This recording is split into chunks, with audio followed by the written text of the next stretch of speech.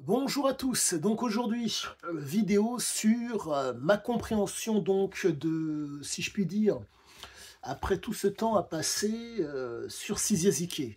Cette vidéo est assez particulière pour moi parce que aujourd'hui il faisait donc, nous sommes le 8 janvier, il faisait donc de mémoire, il faisait -1 degré. Et donc j'en ai profité pour aller faire mon fameux footing, donc en débardeur et en short. Et je n'ai fait qu'un seul tour, et encore ça a été assez difficile. Bref, j'ai rencontré chemin faisant quelqu'un et j'ai discuté. Mais bref, ça a été, ce tour que j'ai effectué a été extrêmement instructif, et au-delà de ça, ça va me permettre de vous donner des éléments d'autant plus qualitatifs sur Cysiazike. Donc voilà ce qu'il en est.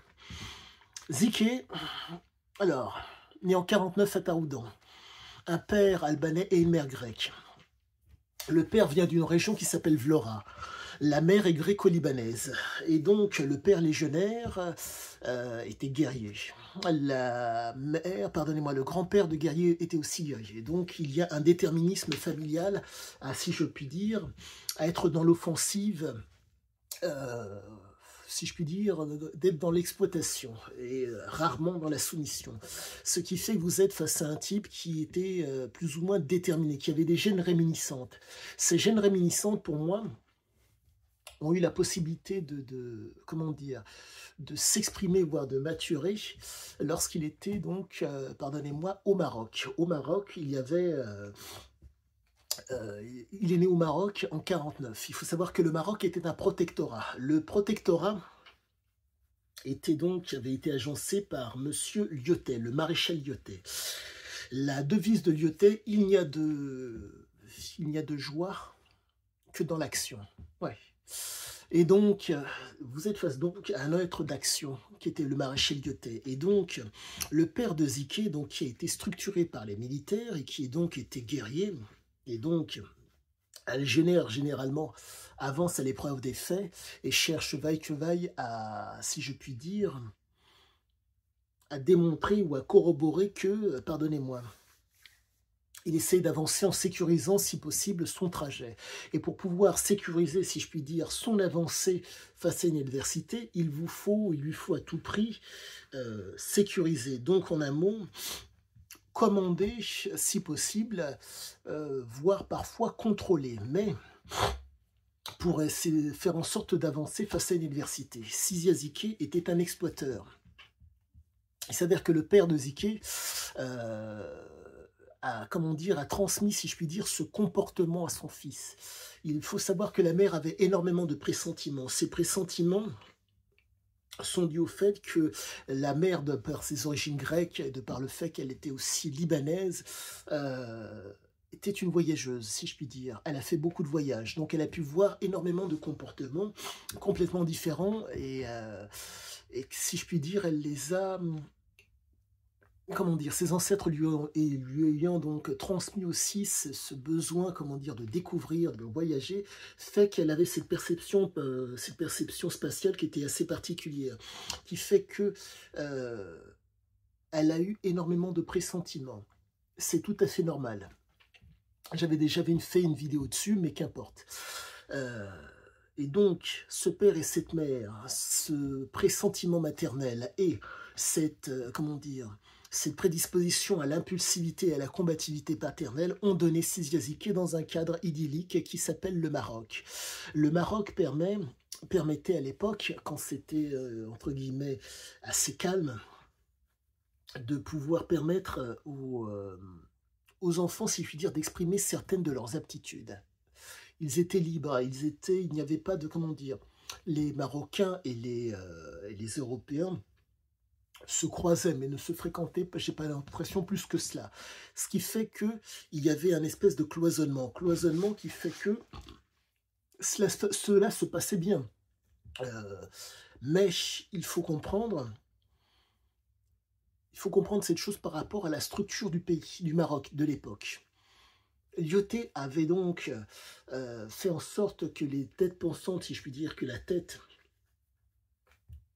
pensante soit européenne, mais que le corps social soit marocain. Donc, ce qui fait que vous aviez des espèces, comment dire, pardonnez-moi, vous aviez donc je ne dirais pas une créativité, une gestion et une création, je dirais, européenne, française, mais en respectant, si je puis dire, le corps social marocain. Ce qui faisait il n'y avait pas de, comment vous dire, il n'y avait pas excusez-moi, il y avait une interpénétration, mais il y avait, si je puis dire, il y avait une indépendance. Pour résumer et pour que le propos soit d'autant plus visible pour vous, une cellule autonome est forte, mais lorsqu'elle est dans un réseau et qu'elle est indépendante, elle explose. Et donc, c'est ce qui s'est passé pour les Français. Là, la gestion et je dirais le côté créatif français les rendait certes autonomes, mais le problème, c'est la dépendance par rapport aux Marocains, qui faisait qu'à un moment donné, il faut faire corps avec ce qu'il en est, avec l'environnement. Et les Français n'ont pas pu le faire. De toute façon, c'est généralement ce qui arrive. En grande majorité, quasiment dans tous les lieux, quand on ne fait pas cette dépendance, ça a explosé. D'où les troubles qu'il y a eu au Maroc. Résultat, durant cette période où tout était plus ou moins, excusez-moi, je dirais calme, pacifié, Sizia a pu en bénéficier, les parents de Sizia ont pu en bénéficier. Et c'est la raison pour laquelle le père de Sizia est allé au Maroc. Car le père de Sizia est un légionnaire. Il faut savoir que le père de Sizia était extrêmement territorial. Ce père territorial, pour vous dire, d'après les dires d'une personne qui m'avait donné un bouquin sur la monarchie albanaise, le père de Sizia était, pardonnez-moi, le père de Sizia était privatisé plus ou moins la rue. Non, tu passes pas par là, bon. Le côté territorial, si je puis dire, qui est inhérent aux légionnaires ou aux guerriers qui veulent avancer. Mais, territorial ou pas, c'est une indépendance, pardon, c'est une autonomie, une force d'ordre personnel qu'on impose aux autres dans un pays où tout est interdépendant. Donc, à un moment donné, ça explose. D'où les troubles qu'il y a eu au Maroc. Petit aparté. Donc, je vous parle d'un homme qui a fait 3 ouvrages, Oro, Parodie et Sahara. Ces 3 ouvrages sont pour moi des merveilles, car, quoique des merveilles, ce sont des ouvrages qui sont des chefs-d'œuvre à mes yeux, parce que nous ne sommes pas face à un homme qui vous parle d'un journal de bord, nous sommes face à un homme qui vous relate a posteriori ce qu'il a vécu. Et donc, cet homme, qui était donc joueur défoncé, qui ne faisait aucune concession à la médiocrité, la flambe, ne prenant rien au sérieux, nous donne des éléments extrêmement, comment dire, pointus, extrêmement pertinents sur son mode de fonctionnement. Il ne nous dit pas « vous devriez faire », il vous dit « voilà ce que j'ai fait ». Certains sont amenés à dire qu'il était dans la prétention, qu'il avait romancé, qu'il avait menti. Mais il faut comprendre que aujourd'hui, il faisait moins 1 degré. Donc, comme je vous l'ai dit précédemment, j'ai fait mon petit tour. Je peux vous affirmer une chose, quoique j'avance quelque chose sans pour autant avoir de preuves, mais je veux quand même vous l'avancer. Le froid était tel qu'au niveau des capillaires, au niveau donc du système limbique, bref, au niveau du cerveau, la vigilance a été d'autant plus accentuée. Je ne prends aucune drogue. Je ne bois pas d'alcool, pas plus que ça, bon, et encore, c'est vraiment occasionnel. Mais là, je peux vous affirmer une chose, que quand on est sous substance, quand on est, pardonnez-moi, avec des pathologies telles qu'il avait, conduite et comportement addictif, on se retrouve avec un homme, pardonnez-moi, qui fait en sorte qu'au niveau neuronal, ça soit d'autant plus, si je puis dire, réactif. Quand on ne peut pas changer quelque chose, on l'exploite. Père et mère lui ont donc donné des gènes, entre guillemets, offensives par rapport à une situation. Ne pouvant changer son comportement, il l'a exploité. Et donc, ce qui fait qu'il a été l'homme que nous connaissons pour ce peu que vous lisiez l'ouvrage. Mais c'est proprement, c'est pas stupéfiant, c'est normal. Les différents endroits dans lesquels il a été, Maroc compris, l'ont poussé à être l'être qu'il est, à être dans cette autonomie. Cadre familial, où vous avez donc ce père, cette mère qui, si je puis dire, ce père qui peut-être en impose, oui, je dirais qu'en impose et qui montre ce côté valable. Cette mère qui montre ses capacités à se dévouer pour sa famille. Et vous voyez le besoin d'autonomie, le besoin de force du père dans un cadre marocain. À la suite de ça, il va en France. Donc, nous sommes vraiment face à un homme qui, pour reprendre, entre guillemets, l'approche, entre guillemets, de monsieur du docteur Carilla, pour pouvoir comprendre l'addiction chez un homme, pour pouvoir, entre guillemets, traiter l'addiction, le développement de cet homme, le comportement, son environnement, sa génétique et sa neurophysiologie font que tout s'explique, tout se tient. Je vous donne énormément d'éléments, mais je ne pense pas vous perdre. Nous ne sommes pas face à un homme qui, certes, moi, il me stimule énormément parce que je ne suis en aucun cas un voyou, je ne suis pas un manipulateur, je ne suis pas un homme violent, mais il me fait comprendre que ce qu'il avance, c'est vrai. Et je dirais une seule et unique chose, allez-y, lisez-moi cet ouvrage parce que cela va vraiment vous enrichir énormément. Il nous donne, en tout cas moi, il me donne des éléments de compréhension de ce que je suis et de ce que je peux et ce que j'ai des difficultés à faire et ce que je ne fais pas. Vu que c'est un situationniste, il profite de la situation pour y asseoir son autorité. Il essaie de cloisonner, d'isoler les choses pour pouvoir asseoir cette autorité et pour pouvoir faire en sorte de mener, pour être dans le succès, le grandiose à chaque fois. C'est extrêmement intéressant parce que vous voyez le côté exploiteur de l'homme. Il n'est pas soumis, il n'est pas prédateur, il est exploiteur de la situation. Ce qui fait qu'il est dans la commande, il n'est pas dans le contrôle. On commande ce qui vaut, pour vous résumer la chose, qui sert commande, en un mot. Quand on est face à une situation, on se donne les moyens de commander.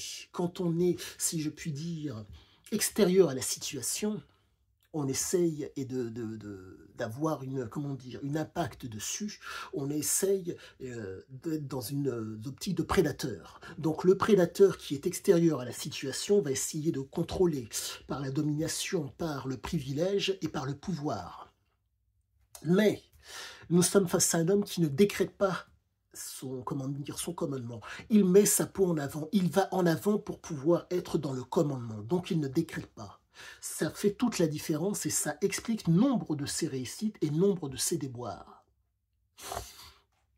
Il y a des étapes où, à un moment donné, vous devez être, vous pouvez, ou vous devriez, si vous voulez vous inscrire dans une durée longue, être dans le contrôle. De par son comportement et sa conduite addictive, il lui était impossible d'être dans le contrôle. Le propre du toxicomane, c'est utiliser, abuser, être dépendant. Quand il a écrit Oro, il était dans la toxicomanie. Il faut savoir qu'il a fumé l'équivalent de l'Ancien Testament, pardonnez-moi, en l'espace d'1 an et demi, à peu de choses près. Ça fait à peu de choses près plus de 600 pages fumées. Donc, ce qui veut dire que, en plus, il y a des variations de fumettes dans l'ouvrage qui sont présentes. Mais bref, des passages où il fume avec plus ou moins d'intensité. Qu'importe. Ce que j'essaie de vous dire, c'est que Oro a été écrit sous fumette, en 40 jours, dans 4 pays différents. Nous sommes face à un homme, 4 ou 5 pays différents, nous sommes face à un homme qui a réussi à écrire cet ouvrage en étant constamment dans le même, si je puis dire, en maintenant le même rythme de vie, le même style de vie. Maintenir, et être dans la continuité de ce qu'il a vécu d'en haut pour pouvoir l'écrire. Donc là, vous voyez, on est vraiment face à quelque chose pour moi qui est d'une très très grande, je ne dirais pas puissance, mais qui permet une grande instruction sur soi et sur les autres. Aujourd'hui, je dirais que nous sommes dans l'ère du virtuel, du fictif et de l'idéologique. C'est un ouvrage qui va vous enrichir. C'est un ouvrage qui va vous instruire. Nous sommes face à une époque où les mots, en tout cas, l'ouvrage a été écrit à une époque où les mots avaient un sens.